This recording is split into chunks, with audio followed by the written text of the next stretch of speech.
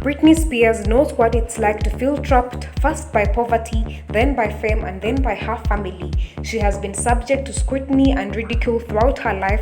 As a teenager, journalists repeatedly asked her inappropriate questions about her breasts and her sex life.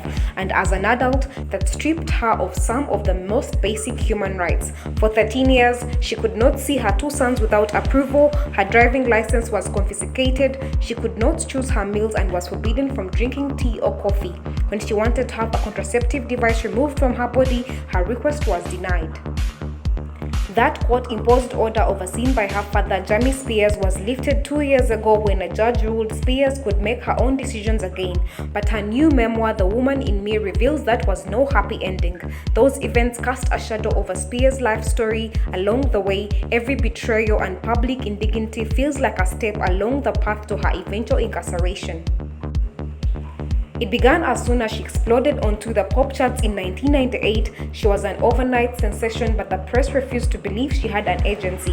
Her songs were written for her, they noted, while suggesting that her public image was created by creepy, salivating older men. The more she was perceived as a product and a pawn of the music industry, the easier it became to erode her autonomy. In one of the book's most chilling moments, Britney Spears recalls her father telling her he has assumed legal control of her personal and professional affairs. His words to her were, "I'm Britney Spears now." In one of the book's most harrowing sequences, she talks about having a medical abortion during her relationship with Justin Timberlake. The pills that she had been prescribed left her in agony, but the couple were too scared to visit a hospital in case the news leaked. The couple's breakup only increased the appetite for gossip about Spears' personal life. The tabloids hounded her. She recalls a photographer from People magazine demanding she empty her handbag so they could check whether she was carrying drugs or cigarettes.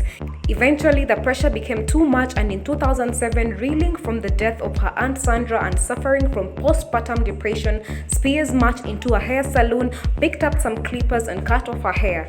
Britney Spears is a very straightforward writer. She doesn't embellish or decorate her prose. The matter-of-fact style amplifies the horror of those years. Spears' story is told with the same approachable warmth that made her a star, and outside the defining events of the last 15 years, she spins a good yarn, whether describing her pregnancy cravings, which is food apparently, or reliving her terror at dancing with a snake at the 2001 MTV Awards.